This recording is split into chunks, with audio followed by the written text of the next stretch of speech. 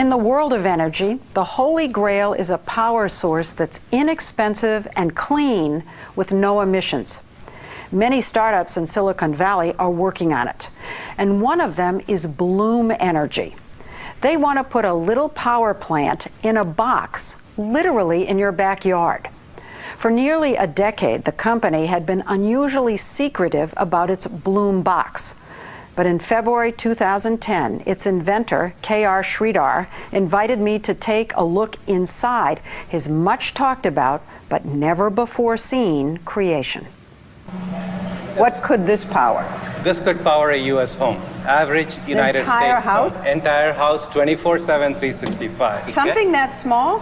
The way we make it is in 2 blocks. This is a European home. The 2 put together is a U.S. home.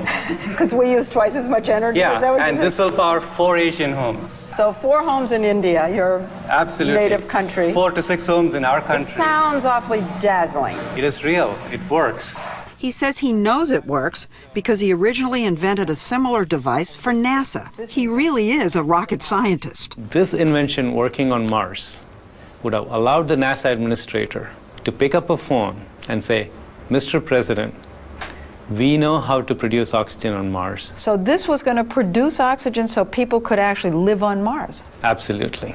When NASA scrapped that Mars mission, K.R. had an idea. He reversed his Mars machine. So instead of making oxygen, he pumped oxygen in. He invented a new kind of fuel cell, which is like a very skinny battery that always runs. K.R. feeds oxygen to it on one side and fuel on the other. The two combine within the cell to create a chemical reaction that produces electricity. No need for burning or combustion. No need for power lines from an outside source. In October 2001, he managed to get a meeting with John Doerr from the big Silicon Valley venture capital firm Kleiner Perkins. How much do you think I need to come up with the next big thing? Oh, that's my job, to find entrepreneurs who are going to change the world and then help them. John Doerr has certainly changed our world. He's the one who discovered and funded Netscape, Amazon, and Google. When he listened to K.R., the idea seemed just as transformative. Efficient, inexpensive, clean energy out of a box. But Google, 25 million. This man said how much money? At the time, he said over $100 million. Didn't smoke start coming out of your ears? And no? No. That was okay? That was okay. So nothing he said scared you? Oh, I wasn't at all sure it could be done. But there was a selling point. Clean energy was an emerging market worth gazillions. I like to say that the new energy technologies could be the largest economic opportunity of the 21st century. Was this your very first Clean energy investment? Yeah. This was the very first. Many followed, and the clean tech revolution in Silicon Valley was off and running, with startups that produce thin, flexible solar panels, harness wind with giant balloons, or develop new fuels from algae. But Bloom is among the most expensive. I heard actually so far, not just from Kleiner Perkins, but total $400 million. You're in the ballpark. In Silicon Valley, every time a company raises over $100 million and they haven't come out with a product yet, everybody starts getting the heebie-jeebies. Michael Kanellis is the editor-in-chief of the website Green Tech Media.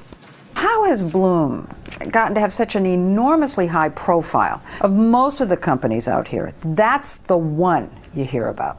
Yeah, you do, and it's a cool idea. You know, they want to almost make instant energy, but they're also kind of sprinkled with stardust. You know, Al Gore talks about them. You see the CEO palling around with Tom Friedman at Davos, so there's a certain whiff of celebrity. You're very skeptical. I can see this, obviously. I'm skeptical, I'm hopeful, but I'm skeptical because people have tried fuel cells for, since the 1830s. Yeah. And they're great ideas, right? Just producing energy at an instant. But they're not easy. They're like the divas of industrial equipment. You have to put platinum inside there. You've got to put zirconium. The little plates inside have to work not just for an hour or a day, but they have to work for 30 years, nonstop. And then the box has to be cheap to make. One thing stoking his skepticism, Bloom Energy's K.R. Sridhar has been hyper-secretive. No signs on his building, a cryptic website, and no public progress reports. Given the stealthiness, we were surprised when K.R. showed us for the very first time how he makes the secret sauce of his fuel cell on the cheap. Actually, I feel like I'm on a cooking show. You're Martha Stewart. Absolutely. So let's take that cooking analogy. Okay. Start with the flour. The flour. Okay. What is that? That is beach sand. It's beach sand?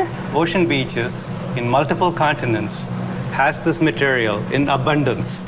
He said he bakes the sand and cuts it into little squares. Okay, so this is beach sand turned magically into a ceramic. Yeah, into a ceramic. And then he coats it with green and black inks that he developed. Okay, is it a secret formula? There is a secret formula. Okay. And you take that and you apply that, you paint that on either side of this white ceramic to get a green layer and a black layer. And that's it? That's it. That's the secret. So what I'm holding in my hand is a fuel cell. This is the fuel cell? It's this skinny, is a fuel cell. skinny, and this will generate power. This will generate power. One disc powers one light bulb. The taller the stack of discs, the more power it generates. In between each disc, there's a metal plate, but instead of platinum, K.R. uses a cheap metal alloy. The stacks are the heart of the Bloom box. Put 64 of them together, and you get something big enough to power, say, a Starbucks. So this is it? K.R. offered to give me a sneak peek inside the Bloom box. Nobody has seen this before. Are you going to let me look inside? Absolutely. Okay. Why not? This is... So, go ahead. Here we go. Okay. Oh. All those modules that we saw go into this big box. Fuel goes in, air goes in, out comes electricity. 30,000 square foot office building would have four of these things. I see. And the electricity from all four will get combined and come out as a single outlet. Wow. And if this were in my house, it would supply the energy for everything. Yes. Air conditioning, heat. This would more than supply. This is much larger. Much larger than what you need. In a your unit, single-family house. A single-family house would be less than a quarter the size of this box, and it cannot just be in your garage. It can be outside next to your air conditioning unit. Is the Bloom box intended to get rid of the grid? The Bloom box is intended to replace the grid for its customers. It's cheaper than the grid. It's cleaner than the grid. Now, won't the utility companies see this as a threat and try to crush Bloom? No, I think the utility companies will see this as a solution. All they need to do is buy Bloom boxes, put them in the substation or the neighborhood, and sell that electricity.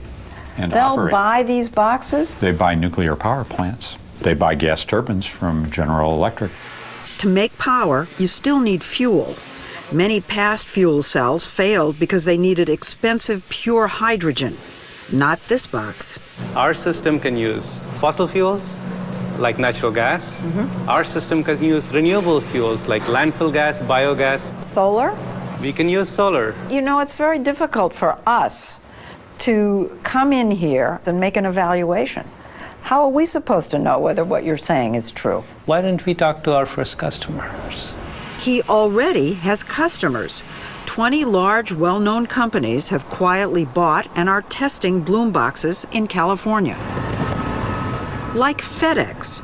We were at their hub in Oakland the day Bloom installed their boxes, each one costing $700,000 to $800,000.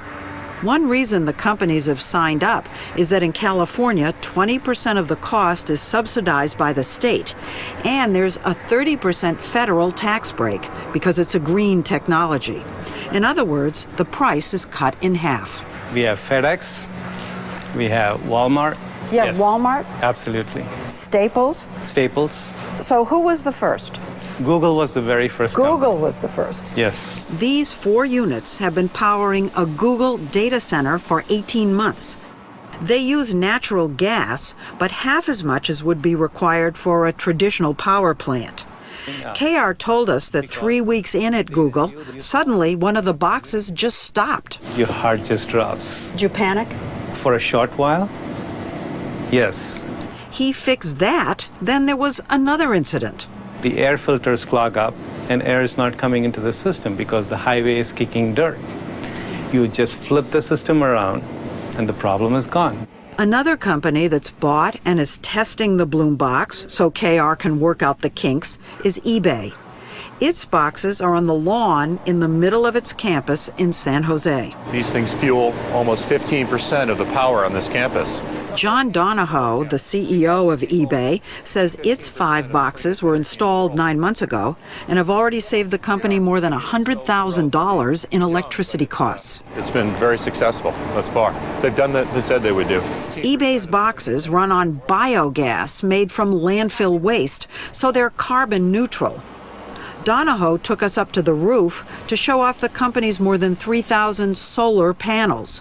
But they generate a lot less electricity than the boxes on the lawn. So this on 5 buildings, acres and acres and acres. Yes, the footprint for Bloom is much more efficient.